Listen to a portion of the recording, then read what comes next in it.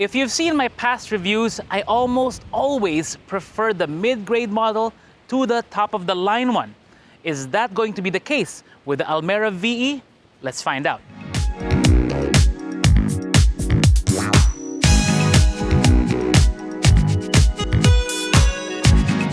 Nissan took a bit of time to launch the Almera in the Philippine market. Actually, they previewed this over in Thailand, I think almost 2 years ago. So they were kind of hampered by the demand in Thailand and in other markets, as well as the parts shortage, the COVID stoppages, and all of that. But it really is worth the wait looking at the vehicle now because, yeah, it really does look good with that front end, with the V-motion grille, and the way it continues upward onto the hood. I mean, even the color. Now, the VL I drove before was in a gunmetal gray, so a lot of the details were kind of muted, kind of hidden. In this one, they really pop.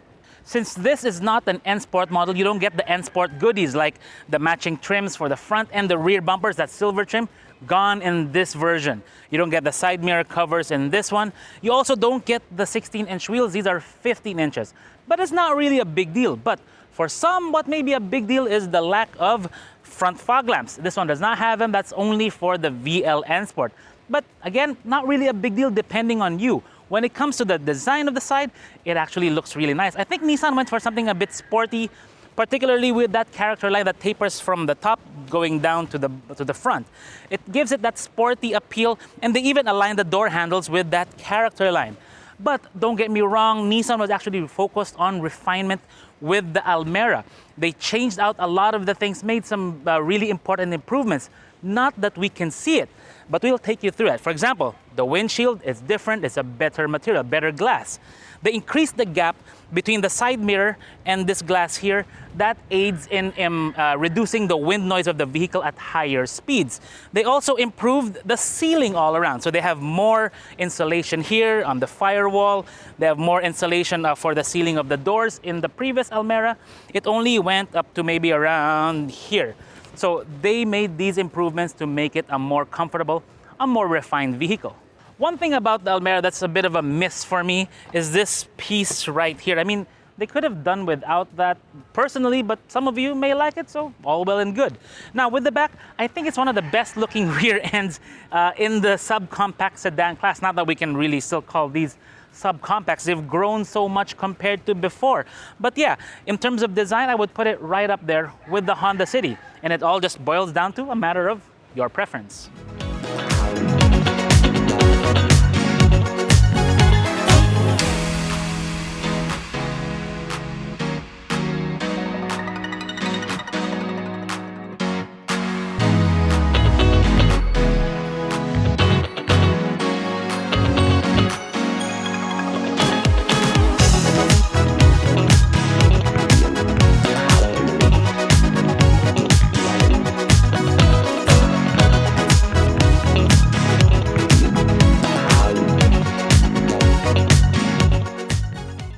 The back is actually a big change with the Almera compared to the previous one because they didn't seem to focus on the super rear seat comfort like before because it lost the rear AC vents. It feels a bit different in here, but it's still comfortable. I like that the seating position seems a bit higher. I can see over the driver's headrest.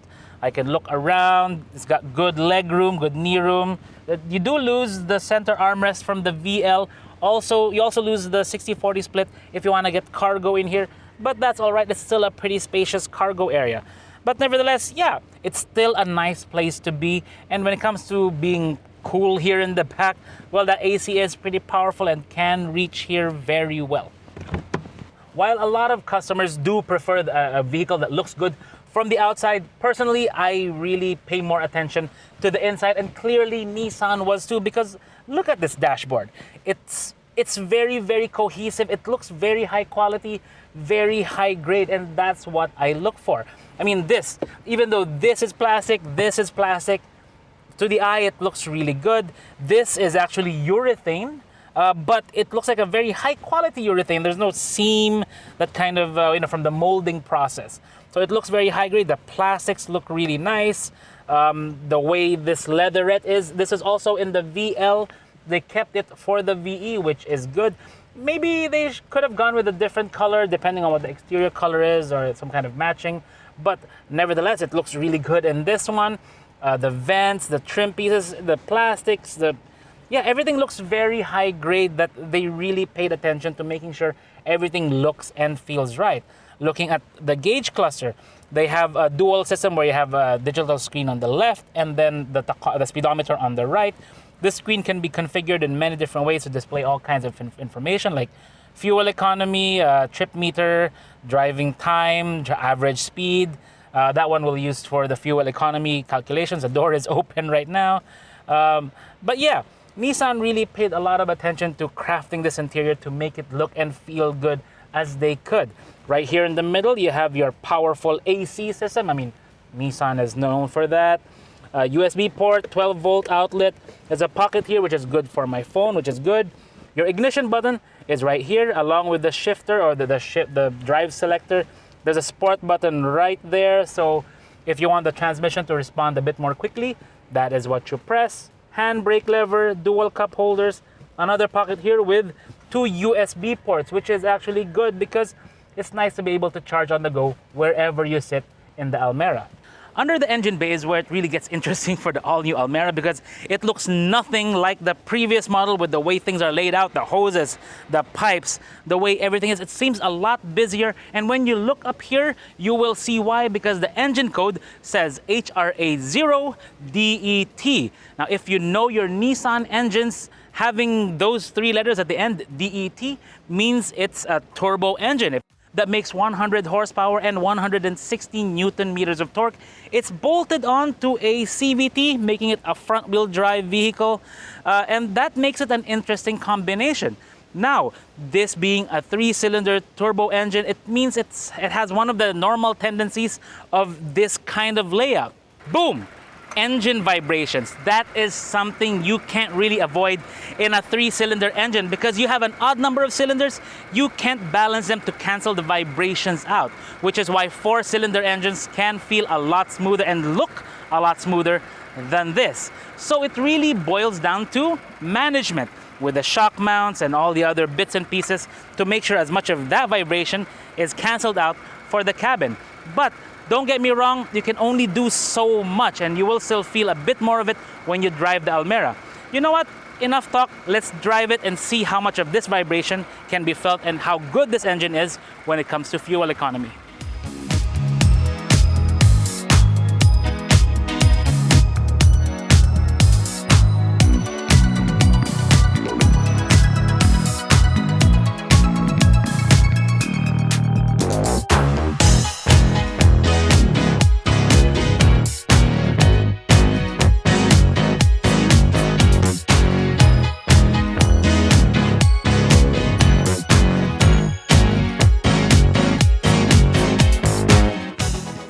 Now, there are some who think that the 360 camera of Nissan is just a gimmick. It's not really essential.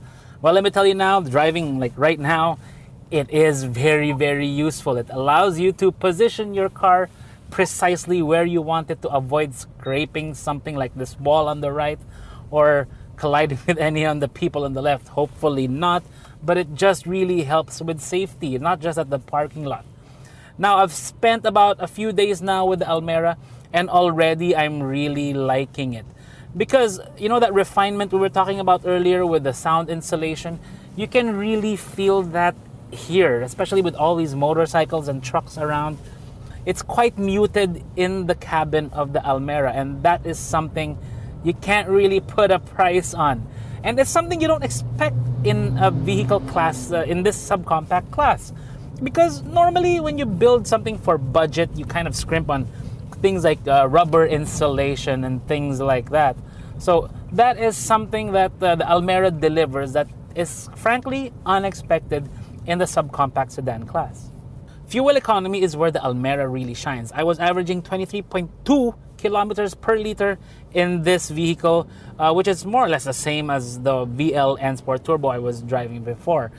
In the city, I was averaging around 9.2 kilometers per liter, average speed of only 10 kilometers per hour. That's a lot of idling because of the traffic now. Sorry, not a lot of idling, because the idle start-stop of this works very, very well, particularly in stoplight to stoplight traffic. Now, right now, I'm driving on EDSA, So I'm just trying to manage my speed, keep it a little as constant as possible whenever I can. So in a case like this, I'm driving with the start-stop system off because it can be a bit disturbing. It can ruin your the way you're managing your gaps to the vehicles in front or around you. So in this kind of driving, I turn it off, but most of the time I keep it on. Ride comfort is another aspect where this Almera really excels, because like on a bumpy concrete road like EDSA with patches of asphalt, the suppression of the bumps is really good for a subcompact car. Normally, you do not expect this in a vehicle like this, but I would easily say that this is better than the City by a good margin, the new generation City, mind you, and better than the Vios by a smaller margin. I still think that the Vios was better than the City, the new generation City, in terms of ride. This one just goes even further, and with the noise suppression to boot. The transmission, it's smooth. It's a CVT, and CVTs are normally smooth anyway. And that's the good thing about this Almera. And oh look, we have an older Almera right in front of us. And it's actually a good point of comparison to see how much has changed when it comes to the previous model, because that one had a 1.5 4-speed automatic. This one is a 1 liter with a CVT with a turbo. So in terms of the approach and the technology, this one is completely different already, even though I still do like that vehicle, and it does have the advantage of having the AC vents here in the back. But overall, as a package, I think Nissan did really well with the Almera. And even when you're driving on a mountain pass, even though I can't really show it to you right now, this one feels really good in the handling, the braking, all that stuff. They just took it to another level with this new generation Almera.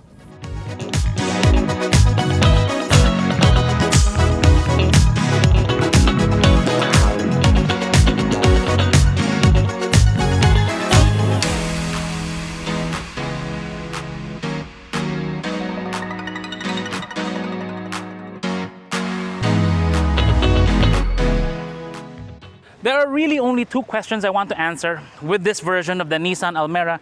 And the first is, would I pick this version over the N Sport Turbo I drove before? The answer to that is yes. This is 998,000 pesos. And considering that you don't lose too much in terms of features, but you lose a big chunk of price, yes, 100,000 is a big chunk of money, especially to the customer base of this, then I would consider this the best deal when it comes to the entire Nissan Almera range. The second important question is whether we would pick the Almera VE over its direct rivals in the class. That would be the Honda City 1.5V. We can also consider the Toyota Vios 1.5G, but it does have a lot of advantages when it comes to the airbags and all that, and the fact that it's Filipino-made. But I think that the Almera and the City is going to be a far tighter battle than we think, because only 20,000 pesos separates the two vehicles. So this one would be my pick. It's a little bit more, but it does have a 5-year and 150,000 kilometer warranty. This is Vince of AutoIndustriya. Thank you for watching. Please do like and subscribe, and follow us on Facebook, Instagram, and Twitter for the latest car news and reviews from AutoIndustriya.com.